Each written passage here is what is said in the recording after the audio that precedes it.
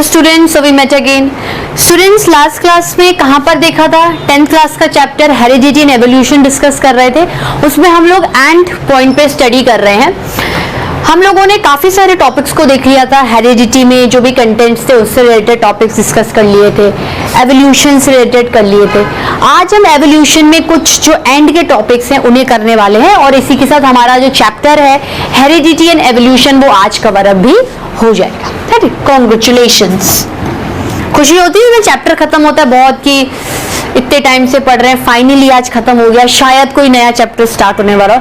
Still human eye and management of natural resources are left, which इसके बाद हम लोग नेक्स्ट लेक्चर में देखेंगे उसको। ठीक है, हम लोग जो एवोल्यूशन में देखने वाले हैं उसमें क्या देखेंगे? हम लोग देखने वाले हैं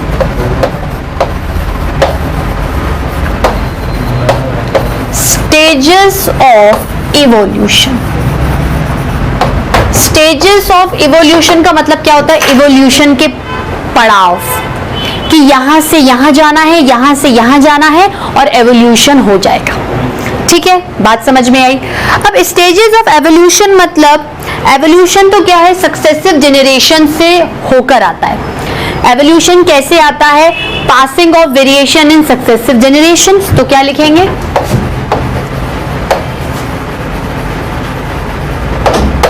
Evolution arises as variation. Evolution arises as variation is passing from generation to generation।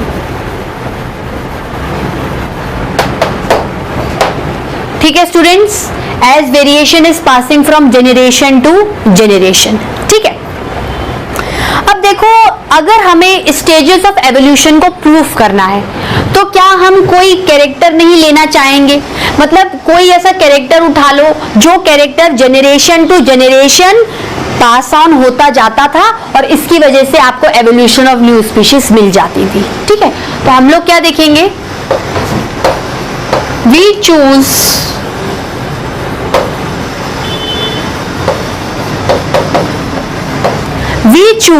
some of the characters in the organisms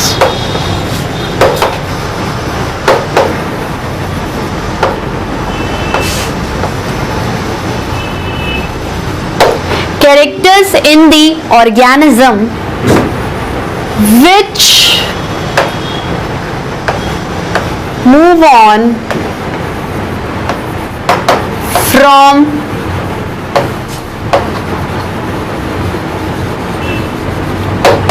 generation to generation,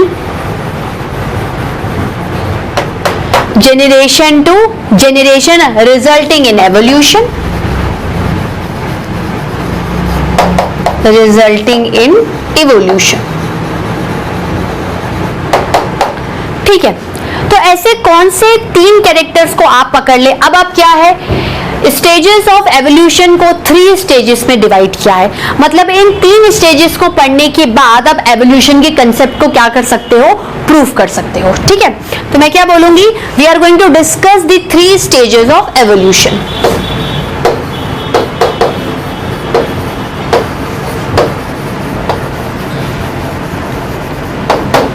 stages of evolution में क्या है?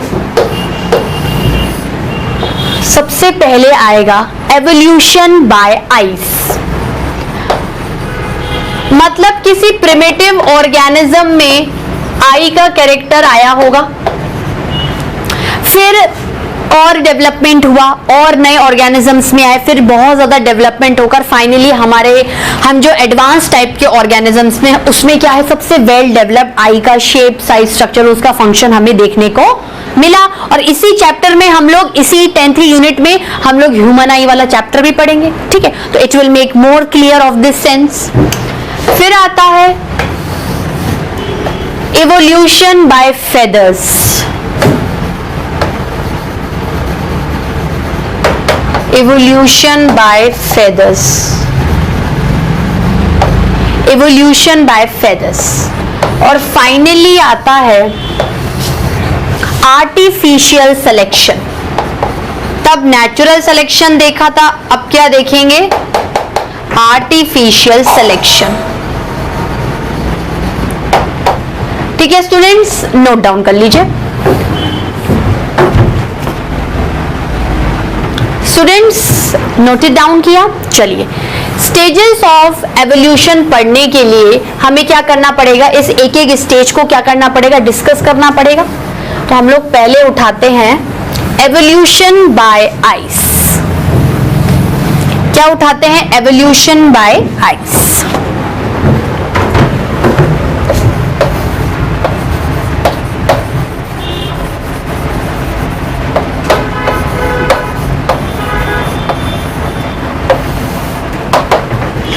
एवोल्यूशन ऑफ बाय आइस में देखा जाए तो जैसे आप किसी ऑर्गेनिज्म पॉरीफेरा को डिस्कस करो। पॉरीफेरा जो आपकी फाइलम है, ठीक है, या उसके अंदर जो ऑर्गेनिजम्स आते हैं वो बहुत ज्यादा प्रिमिटिव, ओल्ड, एकदम इनिशियलाइज वाले ऑर्गेनिजम्स हैं।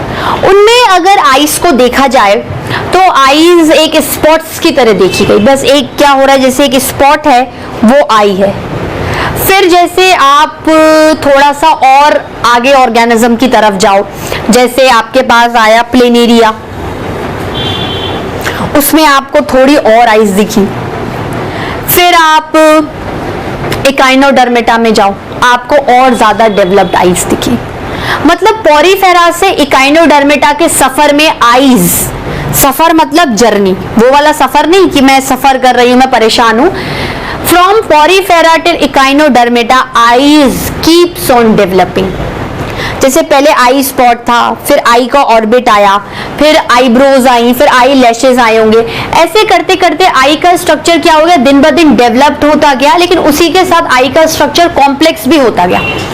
और जब हम बिल्कुल कॉर्डेटा के, वर्टिब्रेट्स के, मैमल्स के, ह्यूमन बींग्स तक पहुंचे, मतलब जनरेशन बहुत आगे चली गई, तो हम लोगों ने देखा कि आईज तो बहुत ही वंडरफुल क्रिएचर है। आईज है इसलिए मैं इस वंडरफुल ब्यूटीफुल वर्ल्ड को देख सकती हूँ, देखकर इंटरप्रेट कर सकती हूँ। ये आईज एक ऑर्गन है विजन का, देखने का, इंटरप्रिटेशन का, और ये ऑर्गन बॉडी के बाकी ऑर्गन्स के साथ कंट्रोल एंड कोऑर्डिनेशन भी कर रहे हैं, जो मैंने उस टाइम पे आप लोगों को बताया था। ठीक है, तो क्या लिखेंगे? Eyes keeps on developing. Eyes keeps on developing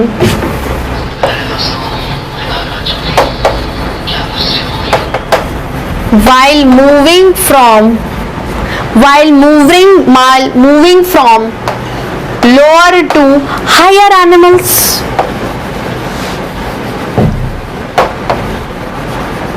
भाई आइस का कैरेक्टर्स तो एनिमल्स में ही है ना, ठीक है। From lower to higher animals, जैसे पॉरीफेरा में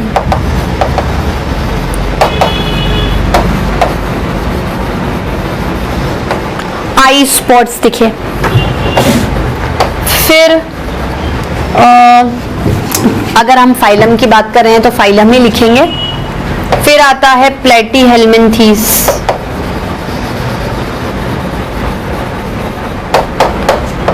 आइस क्या हो गई? थोड़ी और ज्यादा वेल डेवलप्ड हो गई, I well developed.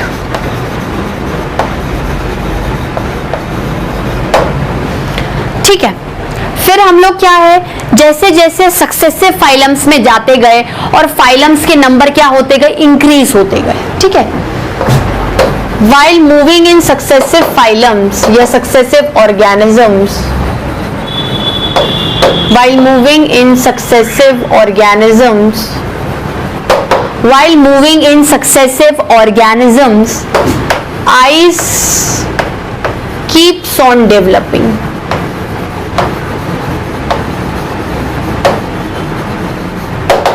Eyes keeps on developing.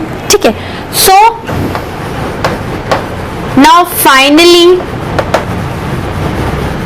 In human being, human being पे जब गाड़ी आ जाती है तब हर चीज वेल डेवलप्ड ही मिलेगी, ठीक है। So finally in human beings eyes represent itself, दो आईज है ना, एक आई नहीं है, आंखें, eyes represent itself in a most developed manner, in most developed manner, ठीक है स्टूडेंट्स। क्या क्या यूजेस हैं आई के? आई अगर हमारे अंदर आई को एक बहुत ज्यादा डेवलप्ड ऑर्गन की तरह माना गया है, या जो दिन ब दिन इवॉल्व होकर एवोल्यूशन को क्रॉस करके डेवलप्ड फॉर्म में मेरे पास आई है, तो यूजेस क्या होंगे? Uses of eyes, vision, to see, interpret, देखकर सोचना, ठीक है, and helps in control and coordination, helps in control and coordination.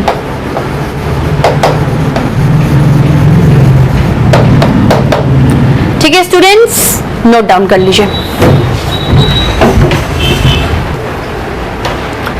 Students note down किया? चलिए, ये तो था बाय आईज। बाय फेदर्स का देखा जाए तो इतना कोई खास पढ़ने लायक बात नहीं है। जैसे फेदर्स थे, ठीक है, फेदर्स देखो, फेदर्स का मतलब क्या होता है? पंख, ठीक है।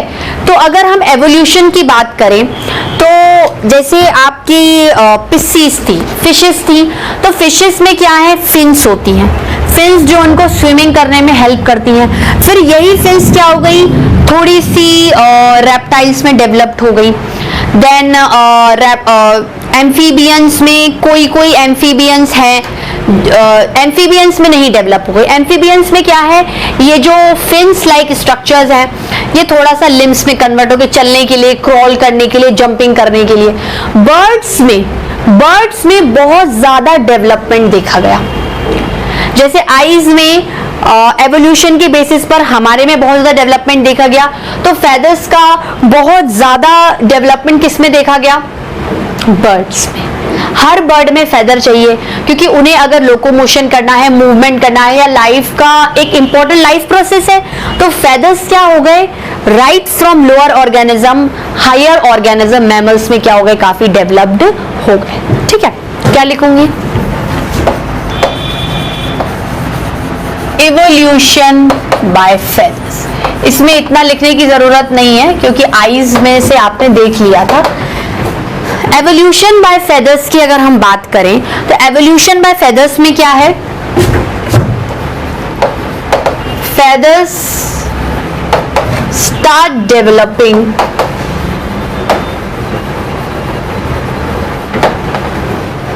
Bye there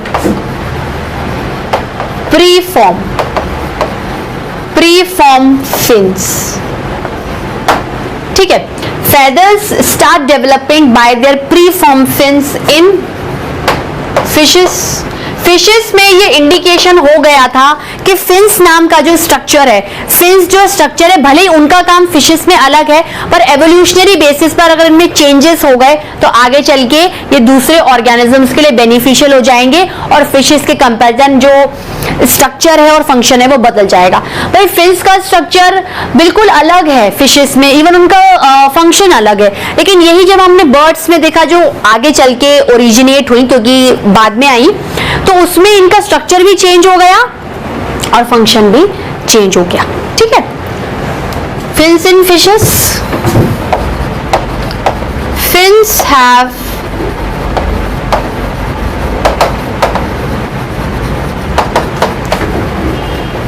different structure and function. Fins have different structure and function, while in birds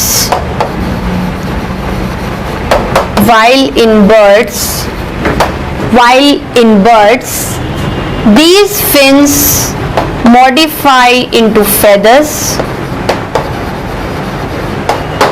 modify into feathers, modify into feathers, and feathers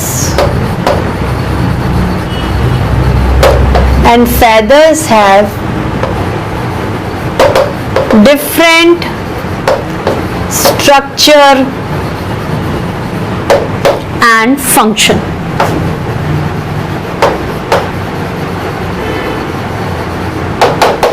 different structure and function. ठीक है, अब स्टेजेस ऑफ एवोल्यूशन में हम लोगों ने 2 स्टेजेस पढ़ ली। आखिरी stage कौन सी है? Artificial selection.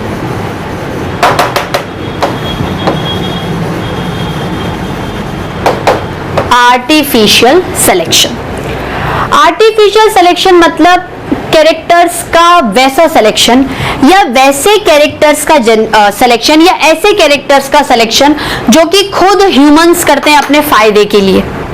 ठीक है, जैसे जनरली ये जो सिलेक्शंस होते हैं ये आपके ब्रीडिंग के टाइम पर, जैसे कोई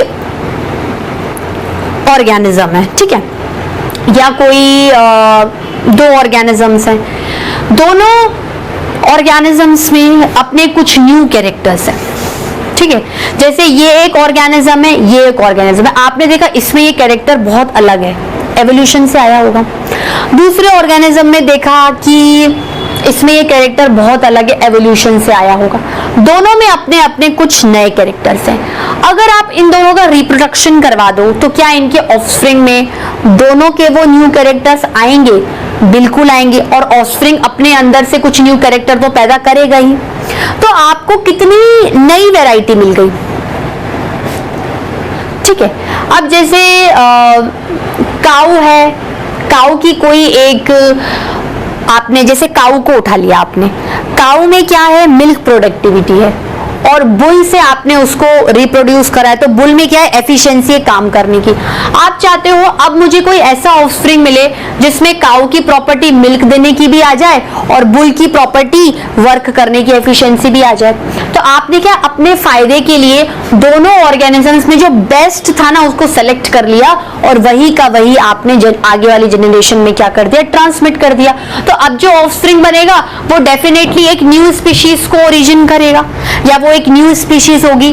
तो वैसे तो नेचुरल सिलेक्शन में नेचर सेलेक्ट करके आगे भेजती जाती है कि भाई नहीं ये कैरेक्टर बेनिफिशियल है, ये आगे ट्रांसमिट होना चाहिए फॉर सर्वाइवल, फॉर बेनिफिशियल। पर आर्टिफिशियल में क्या है? मैन अपने बेनिफिट के लिए, मैन अपने बेनिफिट के लिए कुछ ऐसे कैरेक्टर्स को सेलेक्ट करता है और चाहता है कि वो जनरेशन टू जनरेशन आगे बढ़े, जिससे कि मुझे बेनिफिट हो, जिससे कि मुझे खुद को जो यूज कर रहा है उसको बेनिफिट हो, और यही कैरेक्टर न्यू स्पीशीज को ओरिजिनेट कर दे। क्योंकि अच्छी स्पीशीज ओरिजिनेट होगी तो ह्यूमंस उन स्पीशीज को क्या करेगा? अपने फायदे के लिए यूज करेगा। बात क्लियर हुई? तो आर्टिफिशियल सिलेक्शन में क्या लिखेंगे हम लोग?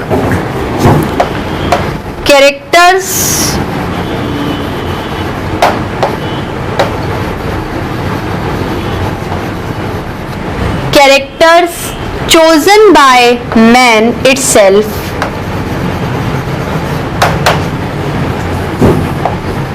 and allow it to transmit from generation to generation.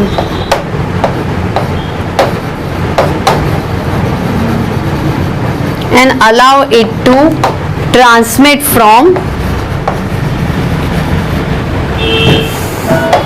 generation to generation. ठीक है, अब ये जनरेशन में कैसे ट्रांसमिट होंगे? Through reproduction.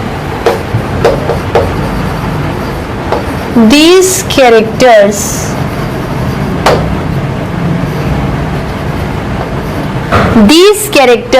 transmit by reproduction, transmit by reproduction. चलो एक एग्जाम्पल लेते हैं। We have taken cow, milk producing, ठीक है, और बुल, बुल क्या है, वर्क प्रोड्यूसिंग।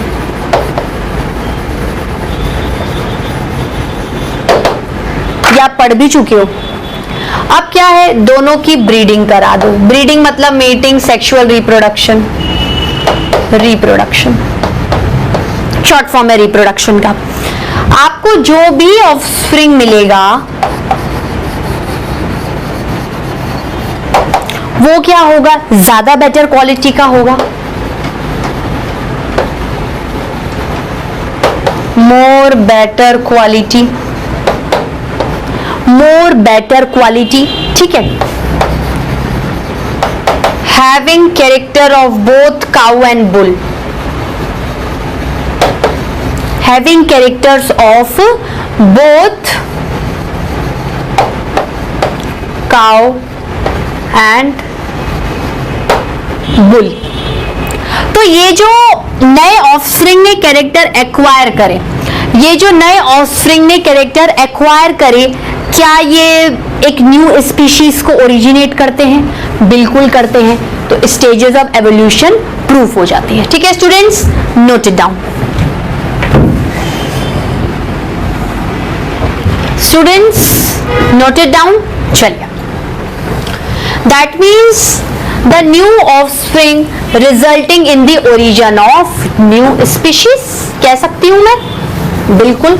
इसी के साथ आपका आर्टिफिशियल सिलेक्शन वाला टॉपिक भी क्या हो जाता है, ओवर हो जाता है। अब अगर आप इस ऑफस्प्रिंग को वापस से ब्रीड कराओगे तो आपको तो दिन ब दिन अच्छी ही चीजें मिलती जाएंगी, अच्छी चीजें मिलती जाएंगी, मिलती जाएंगी, मिलती जाएंगी, मिलती जाएंगी। मतलब जो दिन ब दिन नए ऑफस्प्रिंग आते जाएंगे नई जनरेशन में, हमेशा आपको एक न्यू ओरिजिन ऑफ स्पीशीज मिलेगी। मतलब देखो एवोल्यूशन किस तरीके से ट्रांसमिट होता जा रहा है स्टेज बाय स्टेज। और एवोल्यूशन एक बहुत ही slow, gradual and continuous process है। एक दिन में सब कुछ नहीं हो रहा, it will take time, it will take slowly and slowly. ठीक है, तो new offspring resulting in origin of new species.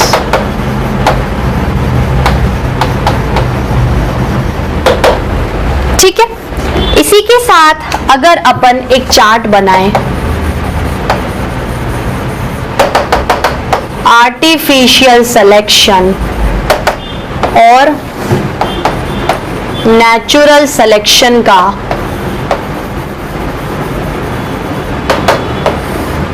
ठीक है, तो क्या लिखना चाहेंगे? Character chosen by human, character chosen by nature.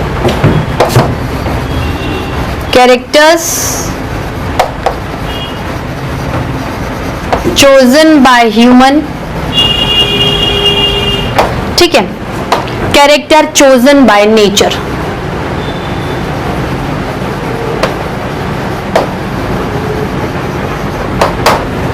ठीक है, अब benefit, benefit totally to humans, benefit totally to the organism. ठीक है, benefit to human only. Human अच्छे कैरेक्टर्स को चुनकर करवाना ही एवोल्यूशन इसलिए चाहता है क्योंकि जो भी एवोल्यूशन से नई स्पीशीज आएंगी वो क्या हो जाएगी, उसके लिए बेनिफिट हो जाएंगी। ठीक है, तो बेनिफिट टू दी ऑर्गेनिज्म, जिसका कैरेक्टर नेचर ने सेलेक्ट करके ट्रांसमिट करवा दिया है, benefit to the organism.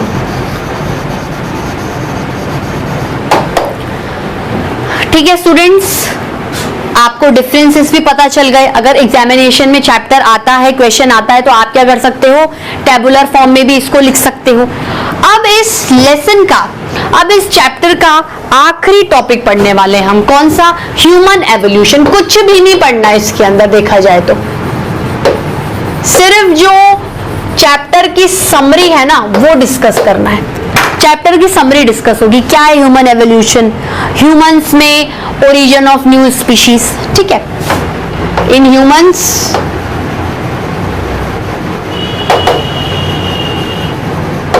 origin of new species। कैसे हुआ? रिप्रोडक्शन से हुआ। वही सब कुछ रिपीट हो रहा है। क्या हो रहा है? सब कुछ रिपीट कर रही हूं मैं बाय रिप्रोडक्शन।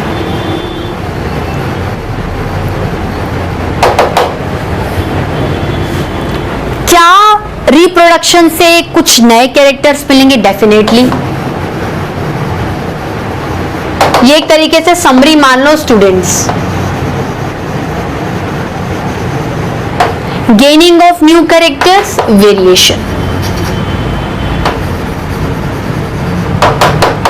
अब क्या होगा? Variation passing from one generation to another generation lead to evolution. बात खत्म। In humans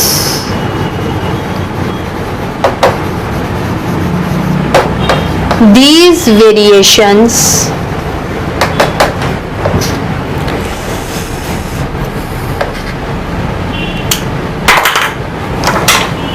in humans, these variation passing from one generation to the another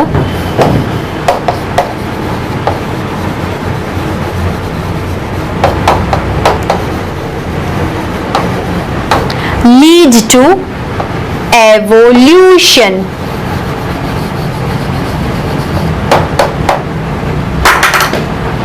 ठीक है स्टूडेंट्स, इसी के साथ आज का लेक्चर भी कंप्लीट होता है और जो चैप्टर है हेरिडिटी एंड एवोल्यूशन वो भी कंप्लीट होता है। हैप्पी?